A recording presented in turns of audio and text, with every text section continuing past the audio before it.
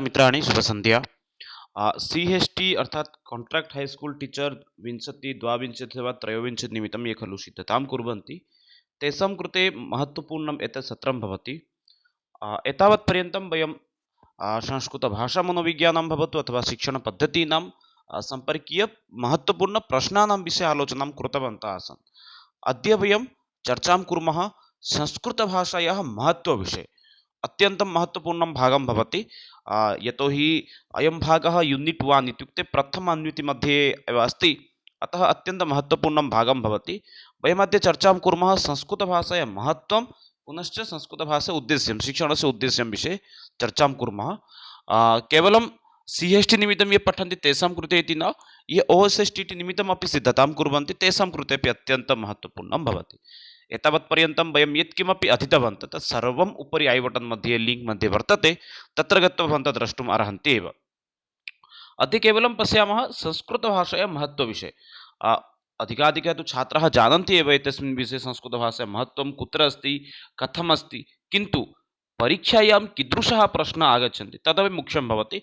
अतः महत्त्वविषये सामान्यरूपेण पश्यामः, अनन्तरमेव तत्र पुनश्च अग्रे गत्वा प्रश्न उत्तराणां विषये अपि चर्चां कुर्मः। यूनिट् 1 मध्ये पश्यामः चेत् एतस्मात् सन्दर्भात् 10 अङ्कः आगच्छति। यत्र संस्कृतशिक्षणस्य सामान्यं महत्त्वम् उद्देश्यं यद्वयम् इदानीं चर्चां कुर्मः, अस्माकं चर्चायाः विषयः अस्ति।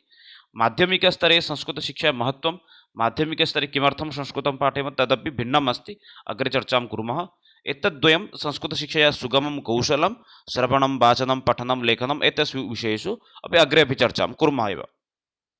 अस्तु, अद्य केवलं चर्चयामः एव संस्कृतशिक्षायाः सामान्यं महत्त्वम् अथवा उद्देश्यं किम् अस्ति एतस्मिन् विषये एव चर्चां कुर्मः एव। मुख्यरूपेण अद्य अत्र के विषयाः अस्माकं ज्ञातव्याः एव। भाषा का भवति, भाषाविषये सामान्यरूपेण वदामि। राष्ट्रभाषा, यतोहि भाषायाः कश्चन अन्तर्भुक्तः भवति एव। राष्ट्रभाषा, राजभाषा, राज्यभाषा, शास्त्रीयभाषा एतेषु विषयेषु अपि ज्ञातव्यमेव। भाषा इत्युक्ते का भवति, राष्ट्रभाषा इत्युक्ते का भवति, राजभाषा इत्युक्ते का भवति, राज्यभाषा इत्युक्ते का भवति, पुनश्च शास्त्रीयभाषा। अनुच्छेदे एतेषां विषये कुत्र लिखितम् अस्ति, एतेषु सर्वेषु विषयेषु एव अत्र चर्चां कुर्मः एव। पश्यन्तु, भाषा इत्युक्ते तु भवन्तः जानन्ति एव। मनुष्यः स्वस्य भावं प्रकटनार्थं यस्य माध्यमस्य यस्य सहायतां नयति सा एव भवति एव भाषा एव। इत्युक्ते अस्माकं मनसि यत् चिन्तनमस्ति तत् प्रकटयितुं यस्य माध्यमं वयं नयामः सा एव भवति भाषा। भाषाविषये यदि वदामः चेत् भाषा त्रिविधा भवति: लिखितभाषा, मौखिकभाषा, साङ्केतिकभाषा। भिन्नम् अस्ति एव। अग्रे पश्यामः। अग्रे वयं पश्यामः चेत् अस्माकं भारतस्य संविधाने अनुच्छेदे 43+300 तः 51+300 इत्युक्ते 343 तः 351 पर्यन्तं भाषासम्पर्कीयविषये उल्लिखितः अस्ति एव। यदा भारतस्य संविधानस्य निर्माणं भवति तस्मिन् समये ये संविधाननिर्मातारः आसन् ते किं कृतवन्तः, भाषासम्पर्के एव 343 तः 351 पर्यन्तं तत्र उल्लिखितवन्तः एव। इत्युक्ते भारतस्य राजभाषा किं भवेत्, भारतस्य राष्ट्रभाषा किं भवेत्, भारतस्य राज्येषु अपि का भाषा भवेत् इत्यादि विषये तत्र उल्लिखितः अस्ति एव। 343 मध्ये प्रारम्भिकसमये किं उल्लिखितः अस्ति, हिन्दी अस्माकं राजभाषा इति। कदाचित् प्रश्नः भवितुमर्हति, हिन्दी अस्माकं राजभाषा अस्ति इति कस्मिन् अनुच्छेदे उल्लिखितः अस्ति, तत्र भवन्तः वक्तुं शक्नुवन्ति अस्माकम् अनुच्छेदस्य 343 मध्ये एव उल्लिखितः अस्ति हिन्दी अस्माकं राजभाषा अस्ति इति। पुनश्च देवनागरी लिपि अस्माकं हिन्दीभाषायाः लिपि भवेत्। यथा वयं लिखामः हिन्दी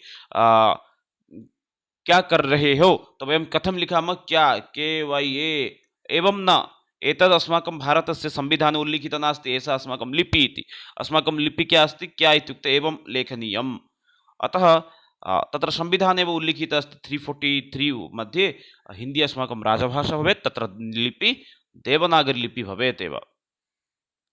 परवर्ती समये उल्लिखितः अस्ति अंग्रेजी सहायिक राजभाषा भवेत्। यतोहि तस्मिन् समये अंग्रेज सर्वकारः आसीत्, पुनश्च तेषाम् अधीने एव वयं तु शासनभारं प्राप्तवन्तः एव।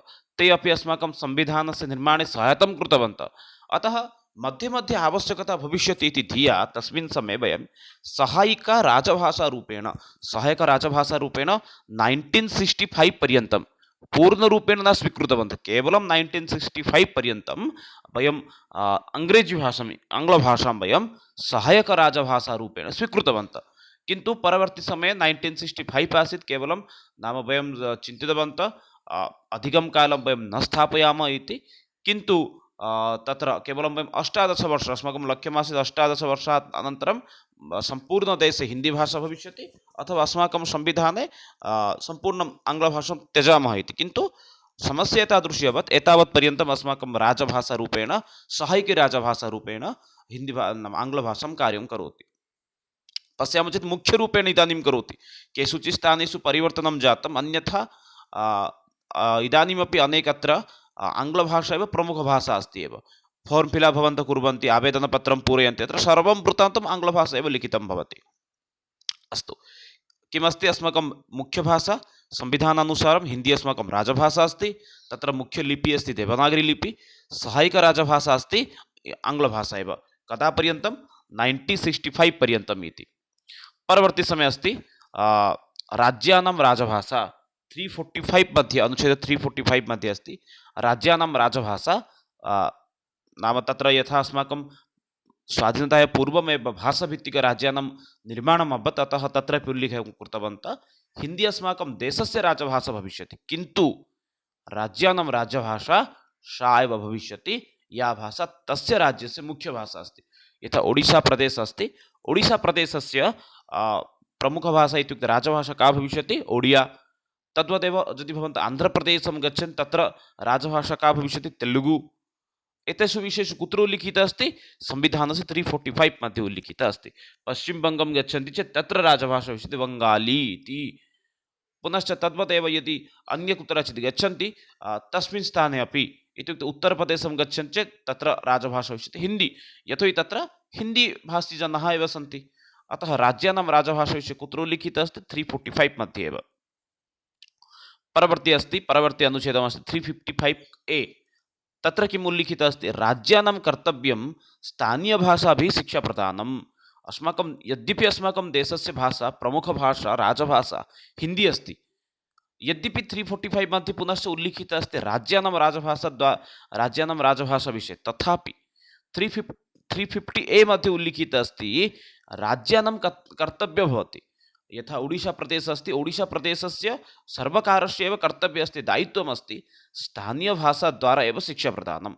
यथा ओडिशाप्रदेशे यदि वयं निवसामः, ओडिशासर्वकारस्य प्रमुखं दायित्वम् अस्ति ओडियाभाषाद्वारा, इत्युक्ते स्थानीयभाषाद्वारा यथा छात्राः शिक्षां प्राप्स्यन्ति तत् तेषां प्रमुखं दायित्वम् अस्ति। मित्राणि, एतत् भवन्तः सम्यक् रूपेण पश्यन्तु, अवगच्छन्तु। एतस्य PDF अहं समूहेषु प्रेषयामि, अतः भवन्तः चिन्ता मा कुर्वन्तु। राज्यानां कर्तव्यं किम् अस्ति? स्थानीयभाषाद्वारा शिक्षाप्रदानं। यथा छात्राः स्थानीयभाषाद्वारा शिक्षां प्राप्स्यन्ति तत् तेषां राज्यानां प्रमुखं कर्तव्यम् अस्ति एव। परवर्ती समय अस्ति राजभाषा अधिनियम 1966-67, अनेकत्रापि 65 अपि उल्लिखितः भवति, किन्तु प्रमुखरूपेण 66-67 भवति।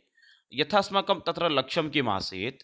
पूर्वमेव अहम् उक्तवान् एव, भारतीये धर्मनिरपेक्षराष्ट्रः अस्ति, अत्र विविधधर्मावलम्बिनः सन्ति, भिन्नभिन्नभाषाभित्तिकजनाः सन्ति। यदि आन्ध्रप्रदेशं गच्छति तेलुगुभाषाभाषीजनाः सन्ति, यदि तमिळ्नाडु गच्छति तर्हि तमिळभाषाभाषीजनाः सन्ति, यदि केरलं गच्छन्ति तत्र केरलभाषाभाषीजनाः सन्ति, कर्नाटकं गच्छन्ति चेत् तत्र कन्नडभाषाभाषीजनाः सन्ति। भिन्नं स्थानं यदि भवन्तः गच्छन्ति तत्र भिन्नभिन्नभाषाभाषीजनाः निवसन्ति एव। अतः एकत्र यदि वयं भवामः तर्हि कदापि कार्यं न सम्भवति। एकत्र यदि भवामः चेत् अस्माकं कार्यसिद्धिः भवति एव, किन्तु सर्वे स्वभाषायाः महत्त्वं पश्यन्ति, कोऽपि देशस्य विकासे न पश्यन्ति। अतः राजभाषा अधिनियम कदा आगच्छति? 1966-67 तमे वर्षे एव। तस्मिन् समये एव तत्र परिवर्तनं भवति। ये राज्याः सन्ति अथवा प्रदेशाः सन्ति ते स्वस्य प्रदेशे तया भाषया एव, स्वस्य राजभाषया एव कार्यं परिचालयिष्यन्ति। किन्तु यथा नाम भारते सर्वकारः अस्ति, स तु हिन्दीभाषायाः प्रयोगं करोति, किन्तु कर्णाटकप्रदेशः नाम कन्नडभाषायाः प्रयोगं करोति। इदानीं केन्द्रसर्वकारः कर्णाटकप्रदेशं प्रति एकं पत्रं प्रेषयति हिन्दीभाषया, किन्तु तस्य उत्तरं कया भाषया प्राप्नोति? कन्नडभाषया। अतः एका समस्या आसीत्। अतः राजभाषा अधिनियम मध्ये ते किं कृतवन्तः, केन्द्रसर्वकारः हिन्दी अथवा आङ्ग्लभाषया पत्रं प्रेषयिष्यति, किन्तु प्रदेशसर्वकारः अपि तेन भाषया अथवा तया भाषया, इत्युक्ते यदि हिन्दीभाषया अथवा तेलुगु आङ्ग्लभाषया गच्छति चेत् हिन्दी अथवा आङ्ग्लभाषया द्वारा एव पत्रं प्रेषयिष्यति। तथैव राज्येषु अपि यथा ओडिस्सासर्वकारः अस्ति, पुनश्च आन्ध्रप्रदेशसर्वकारः अस्ति, एतयोः मध्ये यत् पत्रविनिमयं भविष्यति तदपि पत्रविनिमयं हिन्दी अथवा आङ्ग्लभाषा द्वारा एव भविष्यति, न तु स्थानीयभाषाद्वारा। एवमपि ते निष्पत्तिं नीतवन्तः एव। परवर्ती समये अपि तत्रापि सामान्यरूपेण परिवर्तितवन्तः अपि। राजभाषा आयोगस्य तत्र प्रथम अध्यक्षः आसीत् बाल गंगाधर खेर। कदाचित् प्रश्नः अपि भवितुमर्हति, राजभाषा आयोगस्य प्रथम अध्यक्षः कः आसीत् इत्युक्ते बाल गंगाधर खेर इति आसीत् एव। मुख्यरूपेण तस्मिन् समये अपि ये राजभाषाः निर्दितवन्तः ते अपि निष्पत्तिं नीतवन्तः। अस्माकं राज्येषु बह्व्यः भाषाः सन्ति, अतः प्रमुखरूपेण अस्माकम् अष्टम अनुच्छेदे 22 भाषाणां विषये एव वर्णनं कृतवन्तः एव। यथा 22 भाषा, अत्र प्रश्नः कदाचित् भवितुमर्हति, अष्टम अनुच्छेदे कति भाषाणां विषये वर्णितः अस्ति इत्युक्ते 22 भाषाणां विषये वर्णितः अस्ति। प्रारम्भिकसमये कश्मीरी भाषा, कश्मीर प्रदेशस्य भाषा अस्ति। मूलभाषाः, इमे भाषाः मूलभाषाः सन्ति, न तु अन्यभाषातः आगताः सन्ति। कश्मीरी भाषा, सिन्धी भाषा, पंजाबी भाषा, हिंदी भाषा, बंगाली भाषा, असमिया अथवा अहमिया भाषा। इत्युक्ते सिन्धी इत्युक्ते सिन्धु प्रदेशस्य ये जनाः आसन् ते वदन्तः आसन्। इदानीम् एव सा भाषा न प्रचलिता अस्ति। परवर्ती समये पंजाबी भाषा, पंजाब प्रदेशे जनाः वदन्ति पंजाबी भाषा, तेषां भाषा भवति गुरुमुखी इति अपि। परवर्ती समय हिंदी भाषा, मध्य प्रदेश, राजस्थान, उत्तर प्रदेश, उत्तराखंड, हिमाचल प्रदेश, हरियाणा एतेषु स्थानेषु जनाः वदन्ति हिंदी भाषा एव। बंगाली भाषा, बंगाली भाषा अस्माकं देशस्य द्वितीय सर्वबृहत्तम कथिता भाषा भवति एव। प्रारम्भिकसमये हिंदी भाषा भवति, हिंदी भाषायाः प्रयोगः भवति 43% छात्राः कुर्वन्ति, 43% जनाः कुर्वन्ति। तदुपरान्ते एव बंगाली भाषायाः प्रयोगः 9% कुर्वन्ति जनाः, 9% जनाः बंगाली भाषायाः व्यवहारं कुर्वन्ति। इत्युक्ते पश्चिमबङ्ग अस्ति, पुनश्च त्रिपुरा अस्ति, प्रदेशद्वयं भवति। इतोपि तत्र एव पूर्वभारतेषु अपि केषुचित् स्थानेषु अपि बंगाली भाषायाः प्रयोगः भवति एव। अतः अत्र बंगाली भाषा भवति द्वितीय सर्वबृहत् भारते कथिता भाषा। असमिया भाषा आसाम प्रदेशे वदन्ति, ओडिया भाषा ओडिशा प्रदेशे, गुजराती भाषा गुजरात प्रदेशे, मराठी भाषा महाराष्ट्र प्रदेशे। इत्युक्ते महाराष्ट्र मुंबई प्रदेशे, मुंबई नगरे महाराष्ट्र प्रदेशे मराठी भाषा वदन्ति। कर्नाटक प्रदेशे इत्युक्ते कर्नाटक प्रदेशे कन्नड भाषा, तेलुगु भाषा इत्युक्ते आंध्र प्रदेश पुनश्च तेलंगाना प्रदेशद्वयं तत्र तेलुगु भाषा जनाः वदन्ति। तमिळ् भाषा तमिळ्नाडु प्रदेशे तमिळ भाषा, मलयालम प्रदेशे, मलयालम इत्युक्ते केरल प्रदेशस्य भाषा भवति मलयालम भाषा, मलयालम भाषा एव तदुपरान्त अस्ति। उर्दू अपि अस्माकं हैदराबाद इत्युक्ते केषुचित् नगरेषु वदन्ति, न तु सर्वत्र। जम्मू प्रदेशे, हैदराबाद प्रदेशे, पश्चिम बंग प्रदेशे यत्र यत्र यवनानां संख्या अधिका अस्ति तत्र उर्दू भाषायाः प्रयोगः भवति। संस्कृतभाषायाः अपि प्रयोगः भवति। नेपाली भाषा अपि वदन्ति। मणिपुर प्रदेशे मणिपुरी भाषा अस्ति। कोङ्कणी इत्युक्ते कर्नाटकप्रदेशस्य केषुचित् स्थानेषु, गोवा प्रदेशे कोङ्कणी भाषा वदन्ति, सान्थाली भाषा वदन्ति, बोडो भाषा, डोगरी भाषा भवति अस्माकं जम्मू प्रदेशे। केचन जनाः डोगरी भाषा इत्युक्ते जम्मू प्रदेशस्य प्रमुखा भाषा अस्ति डोगरी भाषा। पुनश्च मैथिली भाषा उत्तर प्रदेशे राजस्थान प्रदेशे जनाः प्रायः वदन्ति एव। अतः अष्टम अनुच्छेदे अस्माकं 22 भाषाणां विषये एव वर्णितः भवति एव। इमे 22 भाषाः भवन्ति अस्माकं प्रदेशस्य अथवा अस्माकं राष्ट्रस्य प्रमुखः इत्युक्ते अत्यन्तमूलभाषाः। एतेषु भाषासु अन्यभाषाः विकसिताः इति तेषां मतम् आसीत् एव। किन्तु एतेषु भाषासु सर्वपुरातनभाषा अथवा शुद्धभाषा का अस्ति इत्युक्ते संस्कृतभाषा इति तत्रापि ते उल्लिखितवन्तः एव। परवर्ती प्रश्नं प्रति अग्रे पश्यामः। अग्रे अस्ति एतावत्पर्यन्तं भाषा किं ज्ञातवन्तः, राष्ट्रभाषा, राजभाषा, राज्यभाषा अभवत्। इत्युक्ते राज्यभाषाणां विषये कुत्र वर्णितः अस्ति, संविधानस्य अष्टम अनुच्छेदे एव वर्णितः अस्ति इति, अष्टम परिच्छेदे वर्णितः अस्ति। परवर्ती समये अष्टम अनुच्छेदे अस्ति। परवर्ती समये शास्त्रीयभाषाणां विषये एव पश्यामः एव। शास्त्रीयभाषा नाम यः भाषा अत्यन्तपुरातना भाषाः अत्यन्तप्राचीनभाषाः यासां भाषाणां साहित्यपरम्परा मौलिकता अस्ति तेषाम् अनुवादितग्रन्थाः सन्ति एकस्मिन् समये तस्य भाषायाः अपि कथितजनाः आसन् एतद् भवत्येव शास्त्रीयभाषायाः केचन नियमाः अतः शास्त्रीयभाषायाः नाम प्रमाणम् आरम्भं भवति तमिळ् भाषा कृते प्रारम्भिकसमये प्राप्तं भवति एव तमिळ् भाषा भवति प्रथमशास्त्रीयभाषा 2004 चतुरधिकद्विसहस्रतम वर्षे एव शास्त्रीयभाषारूपेण तमिळ् भाषा प्रथमे सन्मानं प्राप्नोति अनन्तरमेव संस्कृतं 2005 इत्युक्ते पञ्चाधिकद्विसहस्रतमे वर्षे परवर्ती समये 2008 तमे वर्षे तेलुगु पुनश्च कन्नड नाम द्राविडभाषात्रयम् अत्र भवति तमिळ् तेलुगु कन्नड परवर्ती समये मलयालम भाषा 2016 तमे वर्षे एवं 2014 तमे वर्षे ओडिया भाषा एव शास्त्रीयभाषया मान्यता प्राप्नोति एव किं शास्त्रीयभाषा इत्युक्ते तदर्थं के नियमाः सन्ति एतदपि किञ्चित् ज्ञातव्यम् अस्य प्रारम्भिकग्रन्थानाम् इतिहासः 1500 अथवा 2000 वर्षाणाम् अधिकपुरातनः भवेत् एतस्य ये प्रारम्भिकग्रन्थः अस्ति एतस्य ग्रन्थः न्यूनातिन्यूनं 1500 अथवा 2000 वर्षस्य पुरातनम् अस्माकम् ओडिया साहित्यं 1500 इत्युक्ते 15 शताब्द्यामेव ओडिया साहित्यस्य प्रारम्भं भवति तत्र सारलदासः एव तत्र 15 शताब्द्याः कविः आसीत् एव तस्मिन् समये एव रामायणम् ओडिया रामायणं महाभारत इत्यादीनाम् आरम्भः भवति अतः अस्य प्रारम्भिकग्रन्थानाम् इतिहासः 1500 इत्युक्ते 1500 तः 2000 द्विसहस्रतम वर्षपर्यन्तं पुरातन भवेत् एव अतः ओडिया भाषा अपि एतेषु सूचीषु अपि अस्ति एव एतस्यां सूच्याम् अपि अस्ति एव परवर्ती समये अस्ति प्राचीनसाहित्यस्य ग्रन्थानां भागः भवतु यत् वदतां जनानां पीडया बहुमूल्यधरोहर मन्यते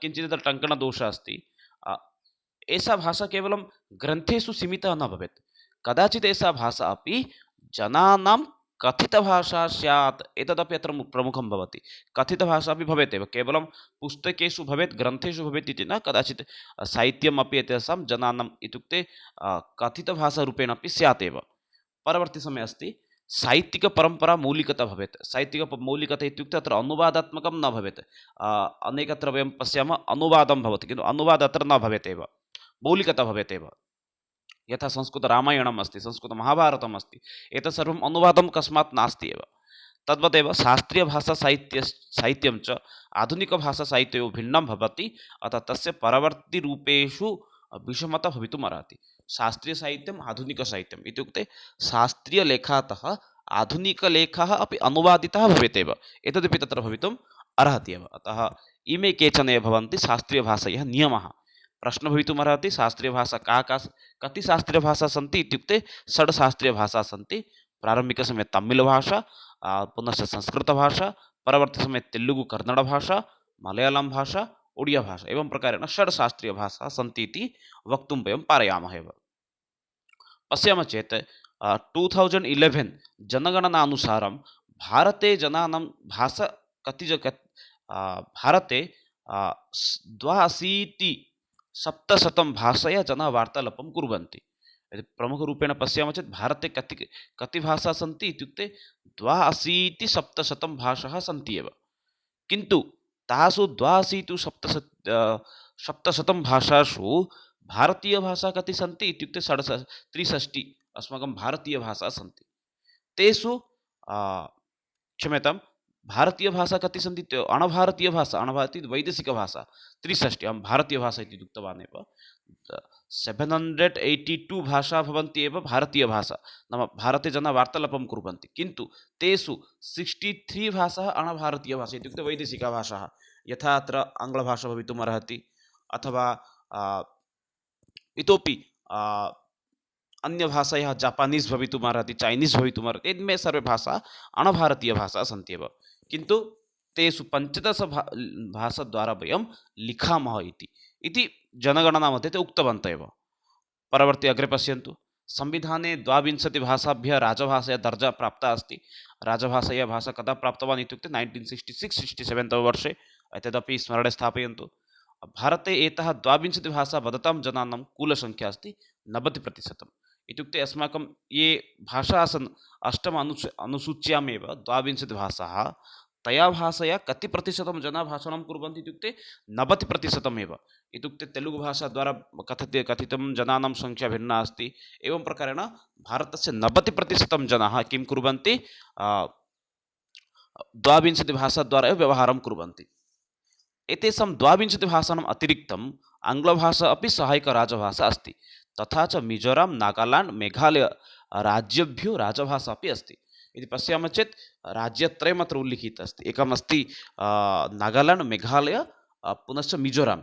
एतेषु राज्येषु अपि एषा भाषा राजभाषारूपेण अपि अस्ति एव। इत्युक्ते अत्र प्रमुखभाषा अस्ति। प्रथमभाषा भवति आङ्ग्लभाषा। यदि भवन्तः मिजोरां गच्छन्ति, नागाल्याण्ड् गच्छन्ति अथवा मेघालय गच्छन्ति, तत्र किं भवति, कया भाषा पाठनं नाम कया भाषा व्यवहारम् अधिकं भवति, अथवा तत्रत्य प्रथमभाषा का अस्ति इत्युक्ते आङ्ग्लभाषा अस्ति एव। अतः एतेषु स्थानेषु प्रथमराजभाषा अस्ति आङ्ग्लभाषा, अनन्तरं द्वितीयराजभाषा भवति हिन्दीभाषा। परवर्ती बिन्दु पश्यन्तु। भारते भारतीयविद्यालयेषु 58 भाषाः द्वारा पठनं चलति। कदाचित् प्रश्नः भवितुमर्हति एव, भारते कति भाषाः सन्ति अथवा कति भाषाद्वारा कियत् भाषाद्वारा अस्माकं पाठनं चलति इत्युक्ते 58 भाषाः सन्ति, यया भाषया अस्माकं पाठनं चलति एव। भाषा यदि पश्यामः चेत् मुख्यतः त्रिविधं भवति। एकं भवति मौखिकम् इत्युक्ते भाषितभाषा, अन्यं भवति लिखितभाषा, परवर्ती समये भवति साङ्केतिकभाषा। इत्युक्ते मौखिकभाषा इत्युक्ते यद् अहं वदामि तदेव भवति मौखिकभाषा, यद् भवन्तः स्क्रीन् मध्ये पश्यन्ति सा भवति लिखितभाषा, परवर्ती समये अस्ति साङ्केतिकभाषा। सङ्केतं केवलम् अत्र दर्शनीयं भवति। यथा अग्रे हंस् भवति चेत् तत्र न कोऽपि आरक्षकः वदति अथवा तत्र न कोऽपि कुत्रचित् लिखितं भवति, तत्र अग्रे केवलं हंस् इत्यस्य चिह्नं स दर्शयति। यदि रेल् फाटकं भवति, रेलद्वारं भवति, तत्र रेलद्वारस्य चिह्नम् एकं भवति। तद्वदेव किं भवति, यथा छात्रः यदि लघुसङ्ख्यां गन्तुम् इच्छति इत्युक्ते तस्मिन् समये सः किं करोति, स्वस्थाने उत्तिष्ठति, केवलम् अङ्गुलीं दर्शयति, अनन्तरं शिक्षकः प्रेषयति हाँ गच्छतु इति। अतः एतत् त्रयम् अस्माकं भवति भाषायाः रूपं त्रिविधं भवति। भाषा भाषितभाषा इत्युक्ते लिखितभाषा, मौखिकभाषा, पुनश्च साङ्केतिकभाषा। प्रारम्भिकसमये साङ्केतिकभाषायाः प्रयोगः आसीत्, अनन्तरं मौखिकं, परवर्ती समये इदानीं यद् उपलब्धः अस्ति तद् भवति एव लिखितभाषा एव। भाषाविषये यदि पश्यामः चेत् भाषाशब्दः संस्कृतभाषायाः भास् धातुतः निष्पन्नः अस्ति। पुनश्च भाव अभिव्यक्तिनिमित्तं मुख्यं साधनम् अस्ति भाषा। यदि पश्यामः चेत् भाषाशब्दः कस्मात् निष्पन्नः अस्ति इत्युक्ते भाषाशब्दः संस्कृतभाषायाः भास् धातुतः निष्पन्नः अस्ति। भाषा इत्युक्ते तस्य अर्थं किं भवति, भाव अभिव्यक्तेः मुख्यं साधनं। भाव अभिव्यक्तिनिमित्तं मुख्यं साधनं का अस्ति, भाषा एव भवति। परवर्ती अस्ति जनानां मुख तालुआदिभ्यः। मुख इत्युक्ते जानन्ति, मुख, तालु इत्युक्ते तालु भवति, आदिभ्य उच्चारण अवयभ्यः समुच्चारितानां सार्थकध्वनिसमुदायानां समष्टि एव भाषा भवति। भाषा इत्युक्ते का अस्ति, अस्माकं मुखं भवतु, मुखमध्ये तालु आगच्छति, कण्ठ आगच्छति, नासिका आगच्छति, दन्त आगच्छति, मूर्धा आगच्छति। एतेषु स्थानेषु अस्माकं जिह्वा यत्र यत्र स्पर्शं भूत्वा यत् उच्चारणं भवति तदेव अस्माकं किं भवति, भाषा भवति। ध्वनिसमुदायानां समष्टिः भवति भाषा। भाषाद्वारा व्यक्तित्वविकासं भवति, अत्र संशयः नास्ति। समाजे स्वतन्त्रपरिचयमपि प्राप्नोति, अत्रापि संशयः नास्ति। सामाजिकसंस्कृतेः अपि परिचयं ददाति।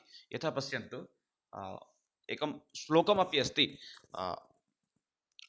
किमस्ति, भारतस्य प्रतिष्ठे द्वे संस्कृतं संस्कृतिः तथा इति। अग्रे तस्मिन् विषये चर्चां करोमि। भाषाद्वारा व्यक्तित्वस्य विकासं भवति। कथं भवति, एकम् उदाहरणं पश्यन्तु। ये उत्तमाः जनाः सन्ति तेषां भाषाशैलीम् एकवारं पश्यन्तु। ये प्रोफेसर् जनाः भवन्ति, ये शिक्षकाः भवन्ति, ये सर्वकारीयस्तरे कार्यं कुर्वन्ति, तेषां भाषाशैलीं पश्यन्तु, अथवा तेषां व्यक्तित्वं पश्यन्तु, तेषां भाषा कीदृशी अस्ति एकवारं पश्यन्तु। अन्यथा अथवा ये समाजस्य निम्नस्तरे कार्यं कुर्वन्ति, यथा सेवकाः इति वक्तुं शक्नुमः, कृषकाः इति वक्तुं शक्नुमः, तेषां भाषाशैलीं पश्यन्तु। उभयोः मध्ये सम्पूर्णरूपेण भिन्नता अस्ति एव। एतत्तु बहु दीर्घम् उदाहरणं भवति, लघु उदाहरणम् एकं पश्यन्तु। यदि भवन्तः विद्यालये महाविद्यालये यदि पठितवन्तः, तत्र एकवारं पश्यन्तु, तत्र कश्चन उत्तमशिक्षकः भवताम् अस्ति, एकः कश्चन अनुत्तमशिक्षकः भवति एव। कारणं किं तत्र इत्युक्ते तत्र यः अध्यापकः अस्ति तस्य भाषाशैली तथैव अस्ति, अतः सः शिक्षकः उत्तमशिक्षकः भवताम्। यः शिक्षकः किञ्चित् सर्वदा क्रोधितः भवति तस्य भाषाशैली भिन्नं भवति एव। भाषाद्वारा अपि वयं किं कुर्मः, समाजे स्वतन्त्रं परिचयं प्राप्नुमः। यथा पश्यन्तु, सी एस् निमित्तं बहवः जनाः पाठयन्ति, किन्तु अत्र संस्कृत मीडियं मध्ये अधिकाधिकजनाः पश्यन्ति। तस्य कारणं किम् अस्ति, अत्र संस्कृतभाषया एव पाठयामि, अतः भाषाद्वारा अहम् एकं स्वतन्त्रं परिचयं प्राप्नोमि। यदि अहमपि विद्यालये एकं स्वतन्त्रपरिचयः मम अस्ति, यदा संस्कृतदिवसस्य परिपालनम् अभवत् तदा मद्कृते ते एकं प्रमुखं दायित्वं दत्तवन्तः। तस्य कारणं किम् आसीत्, नाम मुख्यवक्तारूपेण मां भाषणं दातुं ते उक्तवन्तः एव।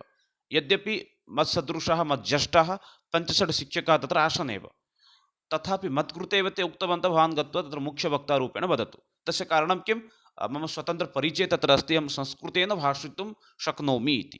अतः ते उक्तवन्तः भवान् संस्कृतेन भाषितुं शक्नोति, अतः तत्र भवान् गत्वा भाषणं ददातु इति। सामाजिकसंस्कृतेः परिचयं ददाति। भाषा इतोपि किं करोति, सामाजिकसंस्कृति, समाजे अपि पुनश्च संस्कृतेः अपि स्वतन्त्रं परिचयं प्राप्नोति। यथा अस्माकम् ओडिया संस्कृति, ओडिशा संस्कृति ओडिया भाषाद्वारा एव जीविता अस्ति। अस्माकं जगन्नाथसंस्कृति ओडिया भाषाद्वारा एव जीविता अस्ति। सम्बलपुरी संस्कृति, सम्बलेश्वरी इत्युक्ते पश्चिम ओडिशाय संस्कृति सम्बलपुरी भाषाद्वारा एव जीविता अस्ति। अतः वक्तुं शक्नुमः सामाजिकसंस्कृतेः परिचयम् अपि भाषा ददाति एव। परवर्ती भाषाविषये भिन्न भाषा मनोवैज्ञानिकानाम् एव मतम् एकवारं पश्यन्तु। मनोवैज्ञानिक स्वीट् महोदय वदति, ध्वन्यात्मकशब्दे विचारणं प्रकटीकरणम् एव भाषा। ध्वन्यात्मक, ध्वनिद्वारा अस्माकं विचाराणां प्रकटनम् एव भाषा अस्ति। ध्वनिद्वारा यद् वयं प्रकाशनं कुर्मः सा एव, ध्वनिद्वारा अस्माकं विचारस्य यदा प्रकटनं भवति सा एव भवति भाषा इति। प्लाटो महोदय वदति, चिन्तात्मनः निरववार्तालापः अस्ति, किन्तु यदा तदेव मुखे आयाति तदा सा भाषा भवति। प्लाटो महोदय वदति, चिन्तनम् अस्माकम् आत्मनः निरववार्तालापः अस्ति। स्वयं वयं चिन्तनं कुर्मः, अहम् अग्रे संस्कृतशिक्षकः भविष्यामि, तदर्थम् अहम् आन्लैन् कक्षां स्वीकरोमि, भिन्नं चिन्तनमस्ति। तदेव भवति किम्, आत्मनः निरववार्तालापः, सा भवति एव भाषा। तत् किं भवति, निरववार्तालापः भवति। यदा तदेव मुखे आगच्छति तदा सा किं भवति, भाषा भवति एव। दण्डी वदति, वाचामेव प्रसादेन लोकयात्रा प्रवर्तते। वाचामेव प्रसादेन लोकयात्रा प्रवर्तते। एतत् कस्य उक्तिः अस्ति, महर्षि दण्डेः एव उक्तिः अस्ति एव। संस्कृतभाषाविषये एकवारं पश्यन्तु। इतः आरम्भः भवति एव अस्माकं प्रमुखबिन्दुः एव संस्कृतभाषायाः महत्त्वं किम् अस्ति, एतत् निश्चयेन ज्ञातव्यं। संस्कृतभारतस्य अथवा जगतः वा भाषासु एकतमा प्राचीनतमा भाषा। अनेकत्रापि उल्लिखितः भवति तमिळ्भाषा प्राचीनभाषा इति, किन्तु प्रकृतपक्षे यदि वयं पश्यामः संस्कृतभारतस्य अथवा समग्रसंसारस्य एकतमा प्राचीनतमा भाषा भवति एव। परवर्ती समये अस्ति भारती, सुरभारती, अमरभारती, अमरवाणी, शूरवाणी, गिर्वाणवाणी, गिर्वाणी, दैववाणी, देवभाषा, संस्कृतभाषा, दैवीभाषा इत्यादिभिः नामभिः एषा भाषा प्रसिद्धा। एषा भाषा यदि साम्प्रतिकसमये समाजे प्रतिष्ठा अस्ति अथवा प्रसिद्धा अस्ति, तस्य कारणं भवति एषा भाषा भारती। भारतस्य जनः यया भाषया वदन्ति सा भाषा भवति संस्कृतभाषा, अतः भारती नाम्ना प्रसिद्धा अस्ति। सुरभारती, अमरभारती, अमरवाणी, सुरवाणी, गिर्वाणवाणी, गिर्वाणी, देववाणी इत्युक्ते देवानां कथितभाषा भवति संस्कृतभाषा। अतः देववाणी नाम्ना अपि प्रसिद्धा अस्ति। देवभाषा, देवानां भाषा अस्ति संस्कृतभाषा, अतः देवभाषा नाम्ना अपि प्रसिद्धा अस्ति। संस्कृतवाक्, संस्कृतम् इत्युक्ते शुद्धं समुचितम् इति भवति एव। दैवीवाक् इत्यादिभिः नामभिः एव एषा भाषा प्रसिद्धा भवति। एतस्य प्रत्येकस्य शब्दस्य अहं व्याख्यानं किमर्थं कृतवान्, कदाचित् प्रश्नः भवितुम् अर्हति। देवभाषा इत्युक्ते का भाषा इत्युक्ते देवानां प्रयुक्तभाषा एव भवति देवभाषा। दैवीवाक् इत्युक्ते किं भवति, देवानां द्वारा कथितभाषा दैवीवाक्। संस्कृतं नाम दैवीवाक् अन्वाख्याता महर्षिभिः इति कवे दण्डिनः बहु प्रसिद्ध उक्ति। दण्डिनः परवर्ती एकम् उक्ति अस्ति संस्कृतविषये, संस्कृतं नाम, संस्कृत इत्युक्ते दैवीवाक्, देवानां वाणी, अन्वाख्याता महर्षिभिः। एतत् कस्य उक्ति भवति? प्रसिद्ध महर्षि दण्डः एव उक्ति अस्ति। दण्डिनः नाम कृतिविषये कदाचित् प्रश्नः भवितुम् अर्हति एव। दण्डिनः के कृतयः सन्ति भवन्तः वदन्तु, अहम् एतस्य उत्तरम् अन्ते वदामि। महर्षि दण्डिनः कः कः कृतयः सन्ति एव। संस्कृतभाषायाः महत्त्वं पश्यन्तु एकवारं। संस्कृतभाषा सर्वभारतीयभाषाणां जननी अस्ति, अत्र संशयः नास्ति। भारतीयभाषां यदि वयं पश्यामः, भारतीयभाषा द्विधा भवति। एकं भवति द्राविडभाषा, अन्यम् एकं भवति संस्कृतात् उत्पन्ना भाषा। इत्युक्ते संस्कृत उत्पन्ना भाषा इत्युक्ते ओडिया भाषा, हिंदी भाषा, इमे सर्वे भाषा, बंगाली भाषा, अहमिया भाषा, इमे सर्वे भाषाः संस्कृतभाषातः उत्पन्ना सन्ति। गुजराट भाषा, सर्वे भाषा, सर्वा भाषा। केचन द्राविडभाषा, यथा द्राविडप्रदेशीयभाषाः कर्नाटके कन्नड, मलयालम, तेलुगु, इमे भाषा केचन सन्ति। यः भाषाः संस्कृतभाषया भगिनी नाम्ना परिचिताः भवन्ति। वेदाः, पुराणानि, धर्मशास्त्रादि ग्रन्थाः अपि संस्कृतभाषायाम् अपि सन्ति एव। संस्कृतभाषा साहित्यं, व्याकरण आदि सुसमृद्धं भवति। यदि पश्यामः चेत् अन्यभाषासाहित्यस्य यदि व्याकरणं, भाषासाहित्यम् इत्यादि पश्यामः चेत् तेषाम् अपेक्षया संस्कृतभाषा अत्यन्तं प्रसिद्धं भवति। यथा संस्कृतभाषायाः साहित्यं पश्यन्तु, रामायणं, महाभारतं साम्प्रतिकसमये केवलं भारतीयभाषाया भाषाद्वारा अनुदितः इति न, इतोपि वैदेशिकभाषाद्वारा अपि अनुदिताः सन्ति एव। अतः संस्कृतभाषा साहित्यम् अत्यन्तं महत्त्वपूर्णं भवति। संस्कृतव्याकरणम् अत्यन्तं महत्त्वपूर्णं भवति, पाणिनिव्याकरणम्। अतः कश्चन वैदेशिकवैज्ञानिकः वदति, सङ्गणकयन्त्रस्य कृते संस्कृतभाषा अत्यन्त उपयोगी भाषा इति। परवर्तिसमये अस्ति वैदिक आध्यात्मिकज्ञानादि अत्रापि निहितम् अस्ति। वैदिकज्ञानं भवतु अथवा नैतिकज्ञानम् अथवा आध्यात्मिकज्ञानम्, एतत् सर्वम् अपि अत्र निहितम् अस्ति। अस्माकं वैदिककार्यकलापाः भवन्ति, यथा जन्मतः मृत्युपर्यन्तं षोडशसंस्कारः अपि संस्कृतभाषया एव भवति एव। तद्वदेव आध्यात्मिकनिमित्तं भवन्तः मन्दिरं गच्छन्ति, प्रार्थनां कुर्वन्ति, एतत् सर्वम् अपि संस्कृतभाषया एव अस्ति। धर्म, अर्थ, काम, मोक्षात्मक चतुर्विध पुरुषार्थ चतुष्टयम् अपि संस्कृतभाषायाम् एव निहितम् अस्ति। अतः संस्कृते एव भारतीयसंस्कृति सम्पूर्णरूपेण निहितम् अस्ति। यदि वयं भारतीयसंस्कृतिम् इच्छामः, तदर्थम् अस्माकं संस्कृतं नित्यान्तम् आवश्यकम्। पश्यन्तु, भारते इदानीं किम् अस्ति? योगम् अस्ति। योगस्य महत्त्वं केवलं भारते इति न, समग्र विश्वे अस्ति, किन्तु योगं संस्कृतभाषया एव अस्ति। सम्प्रति अहं पश्यामि, भिन्न विश्वविद्यालयेषु, आधुनिकविश्वविद्यालयेषु ज्योतिषम् इति विषयं छात्राः पठितुम् इच्छन्ति। अतः तत्र ज्योतिषम् इति विभागं ते न स्थापयन्ति। ज्योतिष इति स्थाने ते आस्ट्रोलॉजी इति विभागं स्थापयन्ति। तत्र छात्राः गत्वा ज्योतिषं पठन्ति।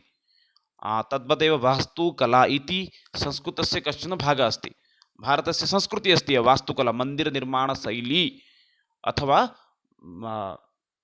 गृहनिर्माणशैली कीदृशी भवेत्, एतत् सर्वम् अपि वास्तुकला संस्कृते निहितम् अस्ति। किन्तु इदानीम् आधुनिकविश्वविद्यालयेषु तद् आर्किटेक्चर् इति नाम्ना प्रसिद्धम् अस्ति। तत्र छात्राः अधिकं पठन्ति, इंजीनियर् विद्यालयेषु अधिकं पठन्ति, किन्तु संस्कृते एतत् सर्वं निहितम् अस्ति। आयुर्वेदः इति अस्ति संस्कृते। इदानीं सर्वकारः एतस्य विषये चिन्तनं करोति। आयुर्वेदः अपि संस्कृते अस्ति एव। अतः चतुष्षष्टिकला अपि संस्कृते निहितम् अस्ति। पुनश्च संस्कृतभाषायाः आवश्यकता उत्तमचरित्रनिर्माणाय अपि आवश्यकं भवति। तदर्थं श्लोकाः अपि प्रसिद्धाः सन्ति। मातृवत् परदारेषु लोष्टवत् परद्रव्येषु, इत्युक्ते उत्तमचरित्रनिर्माणार्थम् अपि परदार इत्युक्ते अन्य स्त्रीं यदा एकः बालकः संस्कृतछात्रः पश्यति, तदा सः मातावत् एव पश्यति। अपरस्य धनं यदि पश्यति चेत् तत् धनं लोष्टवत् इत्युक्ते पस्थरखण्डवत् अस्ति इति सः चिन्तयति। संस्कृतम् एका वैज्ञानिका भाषा अस्ति। अतः तस्मिन् विषये ऋग्भिक्स् महोदय वदति, सङ्गणकाय एषा भाषा उत्तमा भाषा इति। संस्कृतभाषा सङ्गणकाय इत्युक्ते 1986 तमवर्षे एव मन्ये प्रायः वदति सः ऋग्भिक्स् महोदय, सङ्गणकाय उत्तमभाषा भवति संस्कृतं। यतोहि पश्यन्तु, सङ्गणके यदा टाकिङ्ग् कम्प्यूटर् विषये ते चिन्तितवन्तः ते दृष्टवन्तः अन्यभाषामध्ये तथा कौशलं नास्ति। यदि वयं PUT पुट् वदामः तत्र CUT कट् भवति। अतः सङ्गणकं तथा नेतुं न पारयति। नो इत्युक्ते KNOW भवति, NO भवति। अतः सङ्गणक तस्मिन् समये तथा समस्यां स अनुभूतवान्। किन्तु परवर्ती समये रिग्बिग्स् महोदय दृष्टवान् समग्र विश्वे एका एव भाषा अस्ति, सा भवति संस्कृतभाषा। संस्कृतभाषा यद् वयं वदामः तदेव तत्र उच्चारणं भवति, तदेव तत्र उल्लिखितं भवति। अतः वैज्ञानिकभाषारूपेण अपि संस्कृतं ते स्वीकृतवन्तः एव। परवर्ती समये इतोपि केचन वैदेशिकाः संस्कृतभाषायाः प्रचारप्रसारक्षेत्रे कार्यं कृतवन्तः। यथा मार्क्स् मुलर् महोदयः 1857 वर्षे ऋग्वेदस्य अनुवादं कृतवान् एव। ऋग्वेदस्य अनुवादं कः करोति? मार्क्स् मुलर् महोदय 1857 वर्षे एव करोति। परवर्ती समये भारतस्य प्रतिष्ठे द्वे संस्कृतं संस्कृति तथा। एतद् वाक्यं केन उक्तं? विल्सन् महोदय वदति एव। भारतस्य प्रतिष्ठे द्वे संस्कृतं संस्कृति तथा इति वाक्यं वदति एव। परवर्ती समय अस्ति 1785 मिते वर्षे गीतायाः आङ्ग्ल अनुवादं करोति चार्ल्स् विल्किन्स् महोदय। 1785 तमे वर्षे श्रीमद्भगवद्गीतायाः अनुवादं करोति चार्ल्स् विल्किन्स् महोदय एव। चार्ल्स् विल्किन्स् महोदय 1785 मिते वर्षे श्रीमद्भगवद्गीतायाः आङ्ग्ल अनुवादम्, इत्युक्ते आङ्ग्लजनानां कृते संस्कृतम् आवश्यकम् अथवा श्रीमद्भगवद्गीता आवश्यकं, तदर्थं ते चार्ल्स् विल्किन्स् महोदय एव श्रीमद्भगवद्गीतायाः अनुवादं करोति। पुनश्च मनु यद् भवन्तः जानन्ति, मनुस्मृतेः रचनाकारः भवति मनु वदति एव एतद्देश प्रसूतस्य सकाशत् अग्रजन्मनः स्वं स्वं चरित्रं शिक्षरन् पृथिव्याः सर्वमानवाः इति। एतद् भवति मनुवचनं भवति एव। पुनश्च लण्डन् मध्ये अपि सेण्ट् जेम्स् विद्यालये प्राथमिककक्षातः अपि निबन्धविषयत्वेन संस्कृतं पठनीयम्, अनिवार्यविषयं तत्र अस्ति। लण्डन् मध्ये सेण्ट् जेसप् इति विद्यालयः अस्ति। तत्र छात्राणां मानसिकस्तरस्य विकासार्थं, छात्राणां बौद्धिकस्तरस्य विकासार्थं, नैतिकस्तरस्य विकासार्थं तत्र अनिवार्यविषयत्वेन ते संस्कृतमेव पाठयन्ति एव। संस्कृतं पुनश्च केचन महत्त्वपूर्णबिन्दवः सन्ति। संस्कृतम् अस्माकं प्राचीनभाषा अस्ति, अत्र संशयः नास्ति। संस्कृतम् एका नाम सांस्कृतिकभाषा अस्ति। यथा अत्र उदारचरितानां तु वसुधैव कुटुम्बकम् एतादृशी महत्त्वपूर्णवाक्यानि सन्ति। सर्वे भवन्तु सुखिनः इति सर्वेषाम् उन्नत्यार्थमपि सर्वेषां मङ्गलार्थमपि एतादृशानि वाक्यानि सन्ति। एतादृशानि वाक्यानि अन्यभाषासु अपि न सन्ति एव। उदारचरितानां तु वसुधैव कुटुम्बकम् एतत् सम्पूर्णम् अहं वदामि। अयं निजो परो वेति गणनां लघुचेतसाम् उदारचरितानां तु वसुधैव कुटुम्बकम्। कदाचित् प्रश्नः भवितुम् अर्हति एव, राष्ट्रीय एकतायाः भाषा इति अस्ति इति कथं वयं वक्तुं शक्नुमः इत्युक्ते, यदि भवन्तः पश्यन्ति एकात्मतास्तोत्रं तत्र उल्लिखितम् अस्ति अयोध्या मथुरा माया काशी काञ्ची अवन्तिका वैशाली द्वारिका धेया पूरी तक्षशिला गया प्रयाग पाटलीपुत्रं विजयानगरं महत् इंद्रप्रस्थं सोमनाथ तथा मृतोशरप्रियम्। इत्युक्ते एक राष्ट्रम् एकस्मिन् सूत्रे यदि बन्धनं कश्चन करोति अथवा काचित् भाषा करोति, सा भाषा भवति संस्कृतभाषा। संस्कृते एव एतादृशानि चिन्तनानि सन्ति। एकात्मतास्तोत्रं भवन्तः पश्यन्तु, तत्र अयोध्यातः आरभ्य अमृतसरपर्यन्तं सम्पूर्णं भारतवर्षम् इति तत्र वदति एव। अतः राष्ट्र एकं राष्ट्र अस्ति, अत्र एका भाषा भवेत्। राष्ट्रे सर्वे राष्ट्रस्य उन्नतिनिमित्तं चिन्तनं कुर्वन्तु इति राष्ट्र एकतायाः भाषा अपि भवति संस्कृतभाषा। साम्प्रतिकसमये केचन प्रश्नाः सन्ति, एकवारं पश्यन्तु, उत्तराणि अपि वदन्तु। मनोवचनम् अस्ति एतद्देशप्रसूतस्य सकाशात् अग्रजन्मनः स्वं स्वं चरित्रं शिक्षरेन् पृथिव्याः सर्वमानवाः। अनेन संस्कृतं कीदृशी भाषा इति वयं जानीमः। कदाचित् भवन्तः चिन्तयन्ति एतत् सर्वं तु अत्यन्तं सरलमस्ति, तथापि किमर्थम् अत्र पृच्छन्ति इति अवश्यं वदन्तु। प्राचीनतमभाषा इति, सांस्कृतिकभाषा इति, राष्ट्रीय एकतायाः भाषा अथवा किमपि न। सम्यक् उत्तरं ये जानाति स वक्तुम् अर्हति एव। एतद्देशप्रसूतस्य सकाशात् अग्रजन्मनः स्वं स्वं चरित्रं शिक्षरेन् पृथिव्याः सर्वमानवाः। अनेन संस्कृतम् एका कीदृशी भाषा इति वयं ज्ञातुं पारयामः। संस्कृतम् एका प्राचीनतमभाषा न भवितुमर्हति, यतोहि मनुसमये अस्ति, अतः प्राचीनतम इति वक्तुं शक्नुमः एव, चिन्ता नास्ति एव। किमपि न तु न भवितुमर्हति। सांस्कृतिकभाषा, अत्र संस्कृतिविषये दर्शयति वा, अथवा पुनश्च अस्ति राष्ट्रीय एकताया भाषा राष्ट्रम् एकस्मिन् सूत्रे बन्धनं कर्तुम् अत्र दर्शयति वा। किं सम्यक् उत्तरं भवितुम् अर्हति भवन्तः वक्तुं शक्नुवन्ति एव। सम्यक् रूपेण यदि पश्यामः चेत् तत्र गूढत्वेन यदि भवन्तः पश्यन्ति अत्र सांस्कृतिकभाषा इति मनो एतद् वचनं भवति। एतद्देशप्रसूतस्य सकाशात् अग्रजन्मनः स्वं स्वं चरित्रं शिखरन् पृथिव्याः सर्वमानवः अनेन वयं संस्कृतम् एका सांस्कृतिकभाषा अस्ति। सर्व नाम विश्वस्य अन्य संस्कृति अपि संस्कृतभाषातः एव नाम उत्पन्नः अस्ति, अथवा अन्य संस्कृति अपि संस्कृतभाषा अथवा अन्य संस्कृतयः अपि संस्कृतभाषातः अथवा भारतीयसंस्कृतितः विकसिता इति वक्तुं शक्नुमः एव। परवर्ती अस्ति संस्कृतं नाम दैवीवाक् अन्वख्याता महर्षिभिः इति कस्य बहु प्रसिद्धा उक्ति आचार्यदण्डी, प्लाटो, चम्स्की, स्वीट्। समीचीनम् उत्तरं ये जानन्ति वक्तुम् अर्हन्ति एव। संस्कृतं नाम दैवीवाक् अन्वख्याता महर्षिभिः इति कस्य बहु प्रसिद्धा उक्ति। समीचीनं विकल्पमत्र भवति आचार्यदण्डी इति। आचार्यदण्डी एव दण्डेः एव उक्ति अस्ति एव संस्कृतं नाम दैवीवाक् अन्वख्याता महर्षिभिः इति। इतोपि एकं प्रश्नं भवितुम् अर्हति एव। नाम आचार्यदण्डे के कृतयः सन्ति इति। आचार्यदण्डे अहं पूर्वमेव पृष्टवान् आचार्यदण्डे नाम के कृतयः सन्ति इति विषये। समीचीनम् उत्तरं ये जानन्ति वक्तुम् अर्हन्ति एव। आचार्यदण्डे किं किं कृतयः सन्ति इति पश्यामः चेत् आचार्यदण्डे दशकुमारचरितम् इति एका कृतिः अस्ति। काव्यप्रकाश इति अपि तत्र तस्य अन्यम् एकं कृतिः अस्ति। इतोपि तस्य अन्य कृति का अस्ति तद् भवन्तः कामेण्ट् बाक्स् मध्ये वदन्तु एव।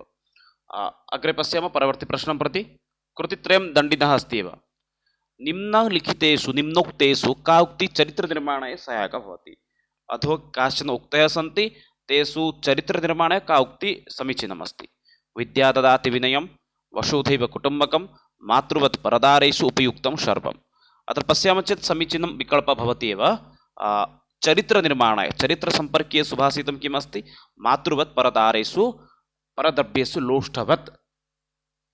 इत्युक्ते मातृवत् परदारेषु अन्यस्य नाम पत्नीं मातावत् पश्यति। एतादृशानि वाक्यानि संस्कृते एव अस्ति एव। अन्यस्य द्रव्यं लोष्ठवत् एव पश्यति।